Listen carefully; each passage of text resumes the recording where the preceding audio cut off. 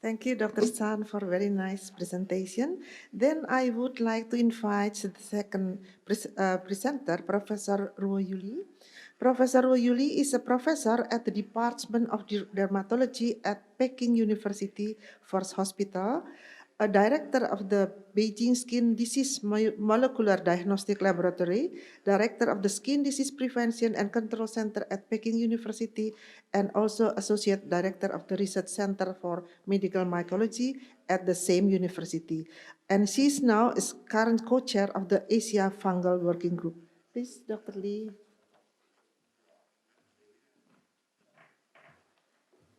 Thank you so much, Professor Redna, for your kind introduction.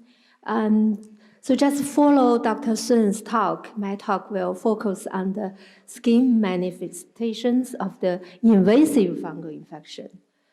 So let's start from the case. And here is a 23-year-old Chinese girl with skin masses and abscess in the bilateral cervical regions and swollen on her right hand.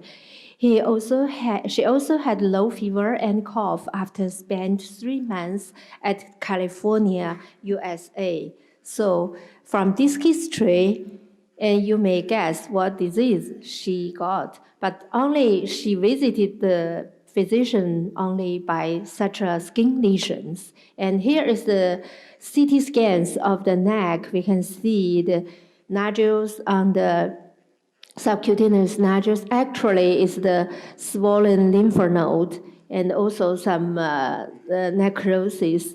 So we also did the CT scan of the lung. There are some small nodules on her lung, but nothing special. However, we did the needle biopsy through the skin, and histopathology revealed this kind of structure. A lot of spherules we can see here, and even into the germ cells. The spherules inside we call the endospores. So what's the structure it is? Can you give the diagnosis? Can you? No, maybe it's very rare in this area, but we do have these kind of patients because we have the very close exchange.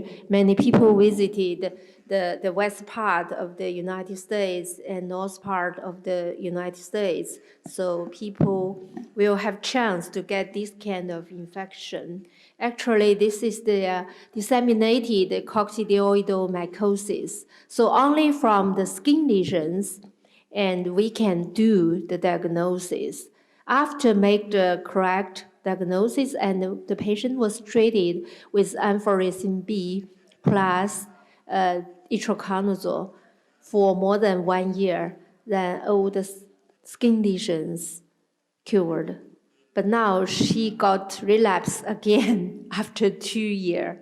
Stop of the 1 year, and then she got relapse again. So retreated with itraconazole. So it's very difficult to treat systemic fungal infection. It's endemic, but also this area we should pay attention to because we have the imported cases.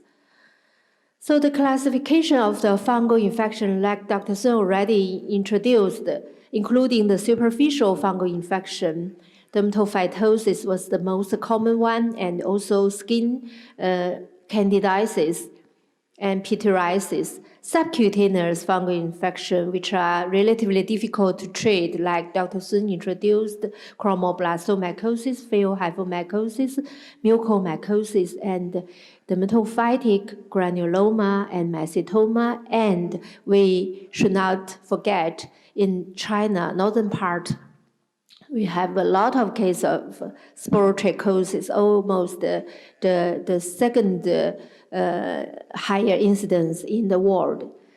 And systemic endemic mycosis in our area, Asia area, we should pay more attention to the teleomycosis, so-called panniculitis. I believe you have a lot of cases here in Vietnam, also in southern part of China. And also we need to pay attention of the imported mycosis like histoplasmosis and coccidioidomycosis. And especially today, my focus is on the opportunistic invasive infections like the clinical commonly seen, the cryptococcosis, candidiasis, and aspergillosis, as well as the mucormycosis. These kind of opportunistic fungal infections usually have the skin lesions, and these skin lesions, sometimes if you noticed, it's very helpful to do the early diagnosis, sometimes even to save the patient's life. So let's start from the candidiasis. The skin lesions of the disseminated candidiasis are not so common. A typical lesions is hard pink to red papules or nodules, like this.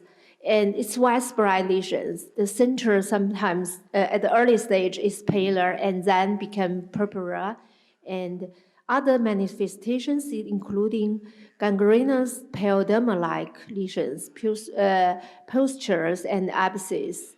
So candidiasis is the most commonly isolated pathogen. However, tropicalis is more easily to form the skin lesions.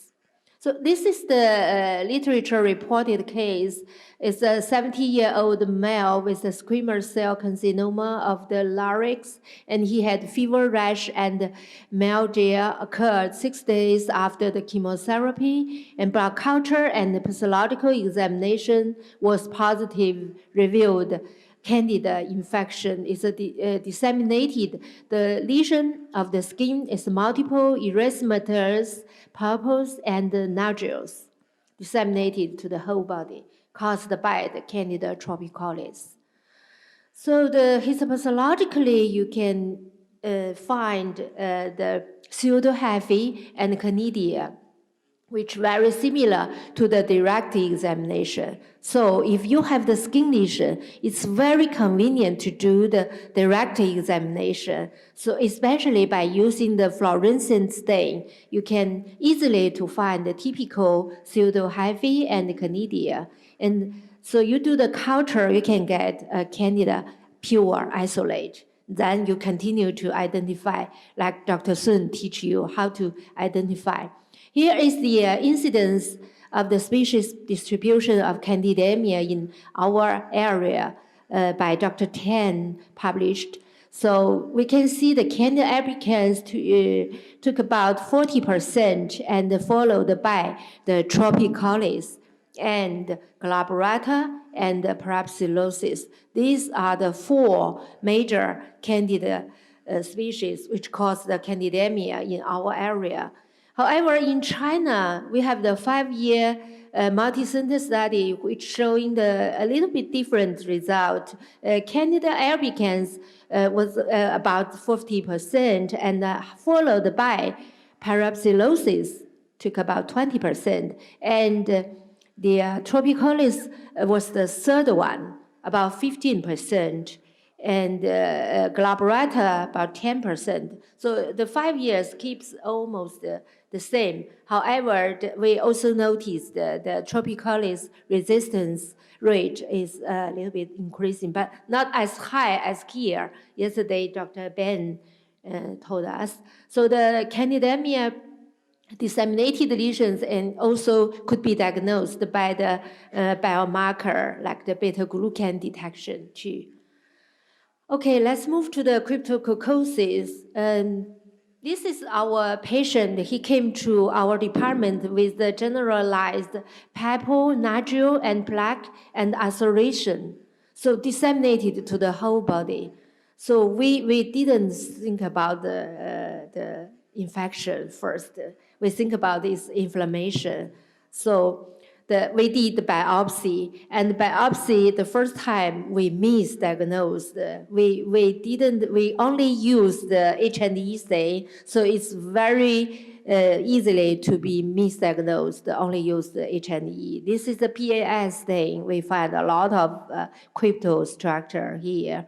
And the patient has, the problem is the CD4 counting is pretty low, but he was non-AIDS. It's a very special one. And So after the skin lesion was found 1 year, and we treated him, but not so effective, then the patient developed meningitis, and patient died. And another typical lesion in immunocompromised patient with cryptococcosis is the contagiosum-like lesion, which they are small children with umbilical lesions. So in this part is not actually the virus particle, is some pores.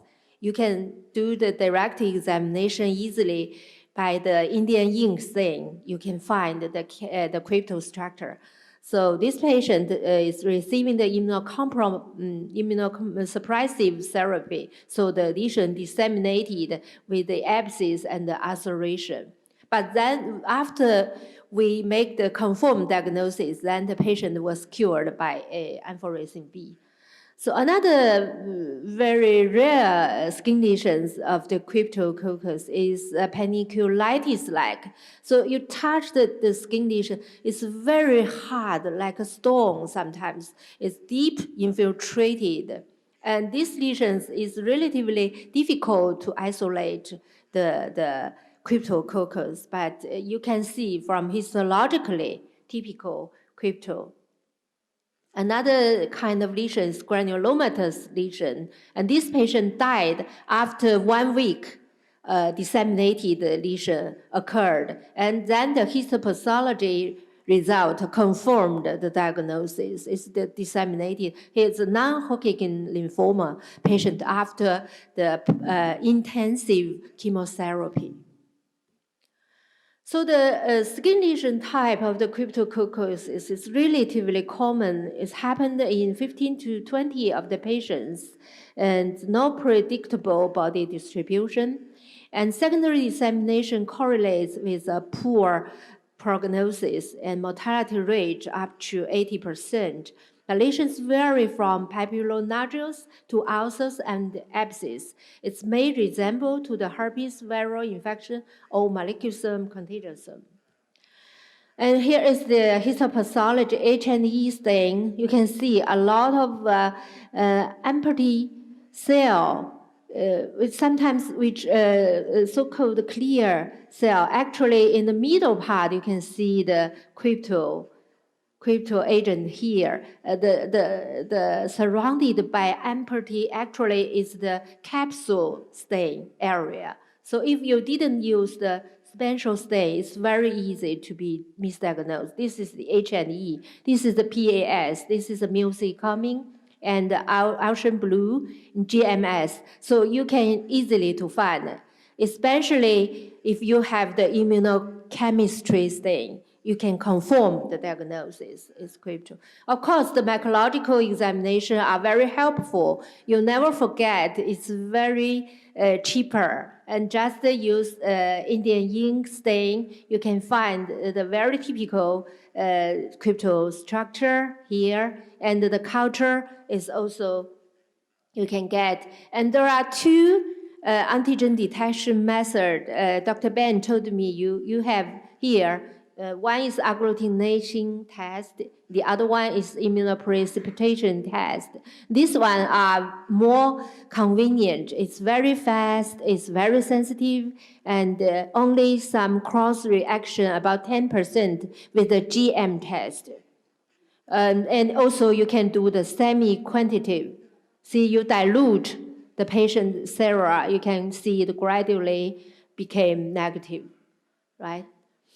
So let's move to the aspergillosis. In the case of aspergillosis, sometimes the skin lesions happened. This is the 17-year-old boy with leukemia, and he happened such a subcutaneous nodule, and the internal medicine doctor hematologist asked us to confirm whether it's because of the leukemia skin lesions or because of some other reason. So we do the direct examination first, then we find the hyphae of the aspergillus.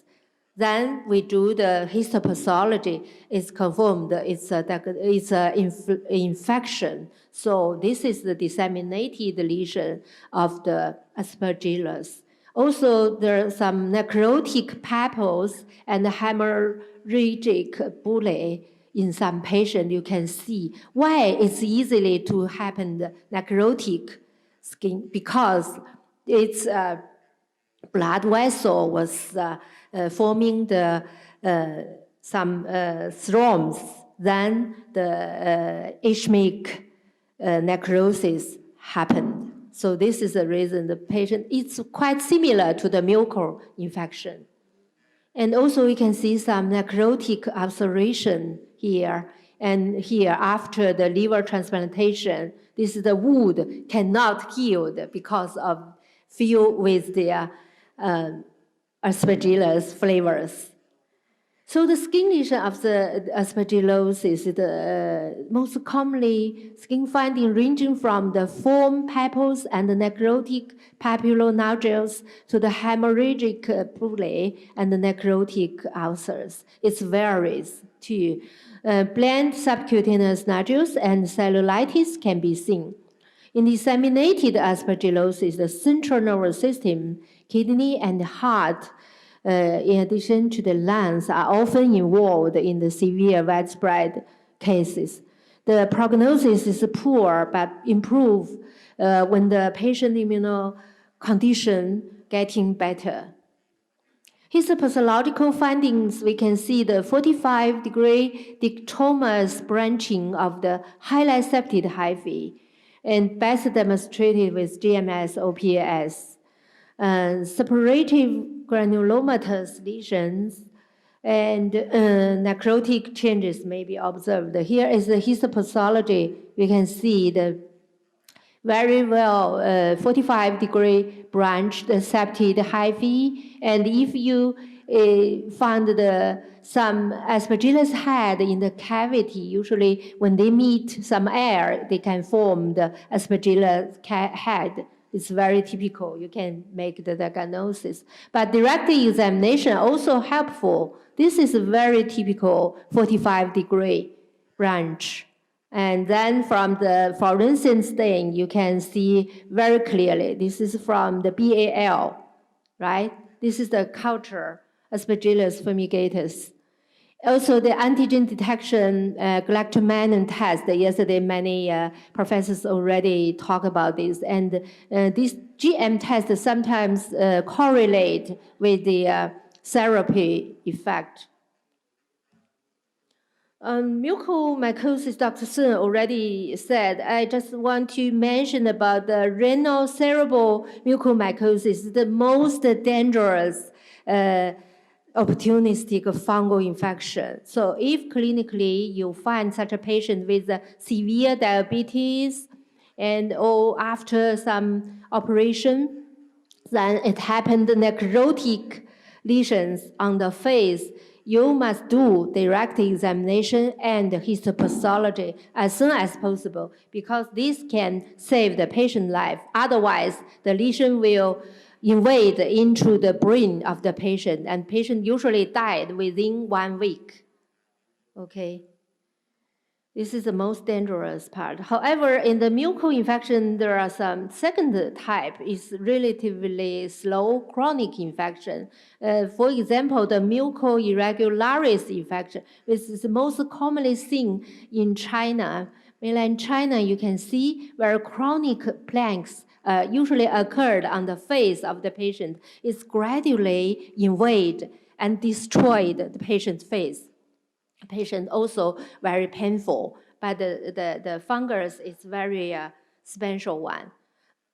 So the skin lesions of the mucormycosis can be divided into 2 types. The variety of possible skin lesions in secondary mucormycosis.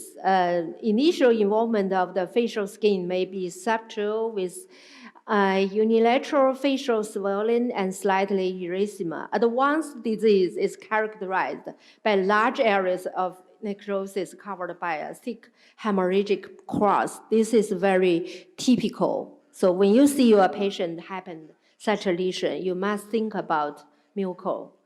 So histopathological findings is characteristic and very unique. Is non-septed brown hyphae have 90-degree branching, and the hyphae have been linked to the ring bones, and PS may be helpful. Separation and necrosis as well as the blood vessel invasion are often seen.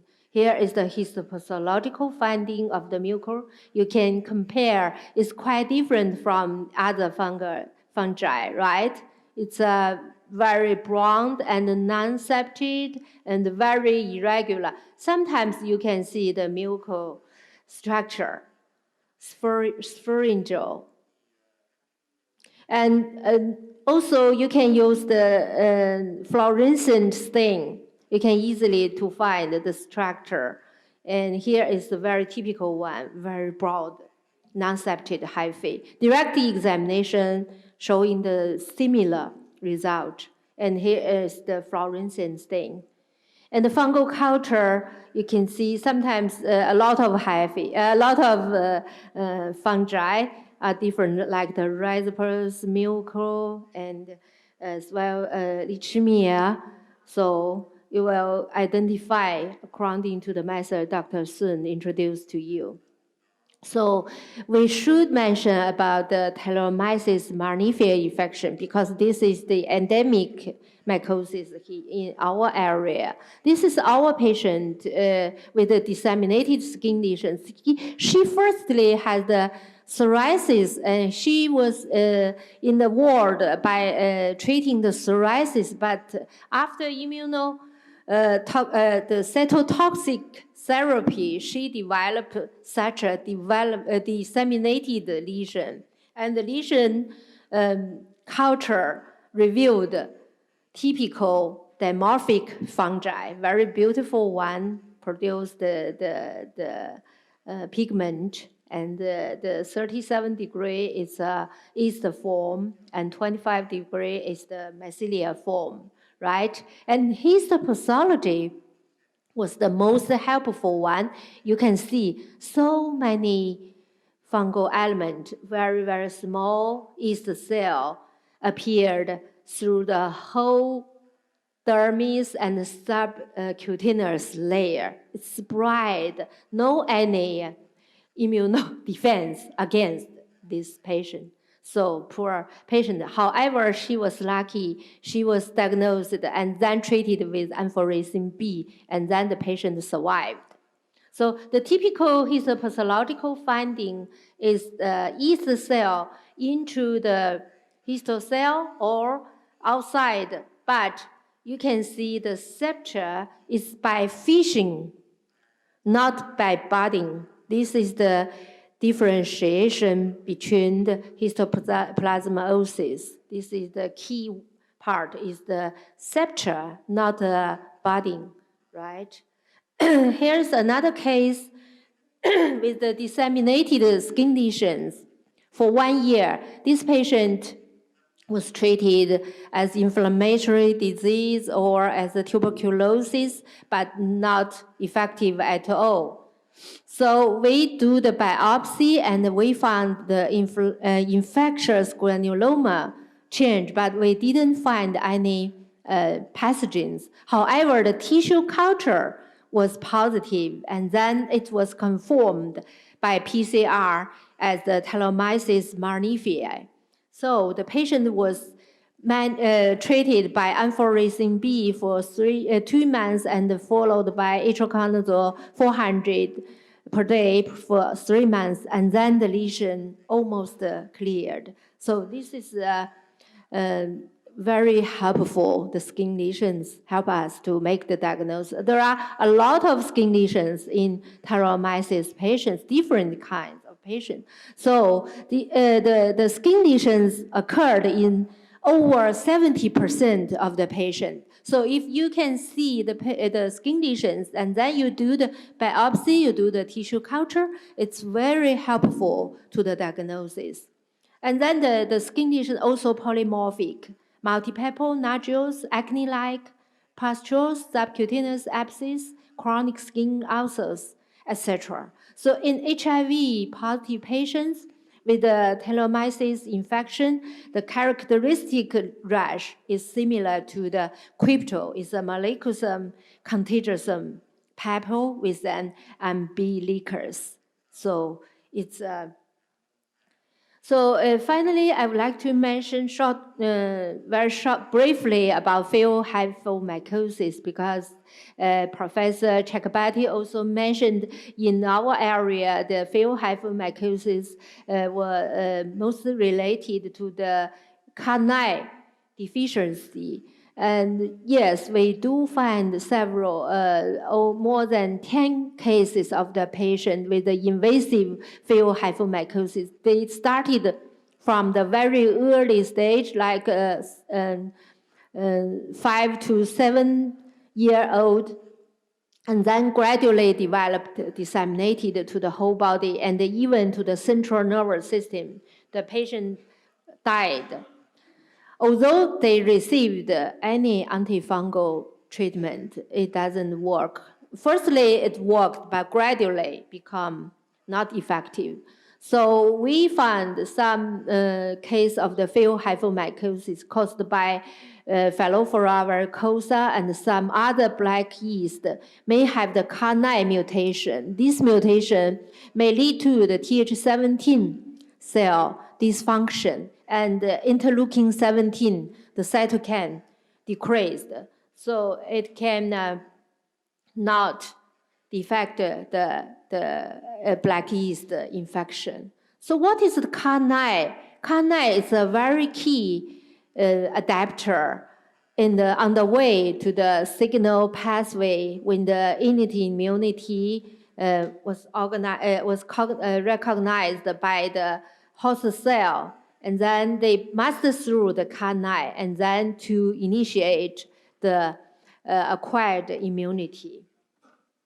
So lastly, the invasive dermatophytosis, because Dr. Sun already mentioned. So I just want to tell you it's also related to the condition of the patient. This is the immunocompromised patient in the hematologic patient.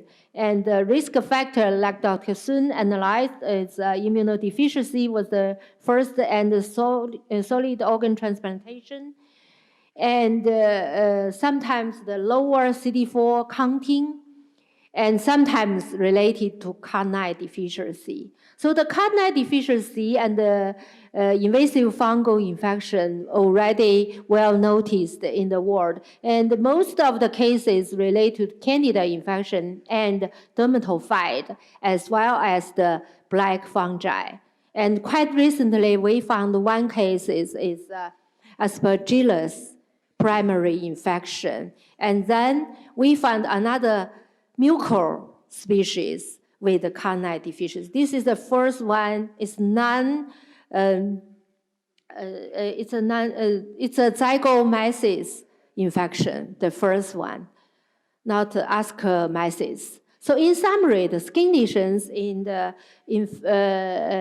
IFI can be the earliest finding in systemic opportunistic fungal infection. It can present with a variety of cutaneous lesions, no specificity.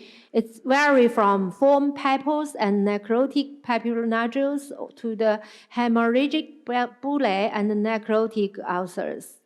Bland subcutaneous nodules and cellulitis can be rarely seen. So the diagnosis rely on fungal examination. We never forget our very basic skill, direct examination and the culture and biopsy, histopathology, and other non-culture method. So that's all of my presentation. Thank you very much. Thank you.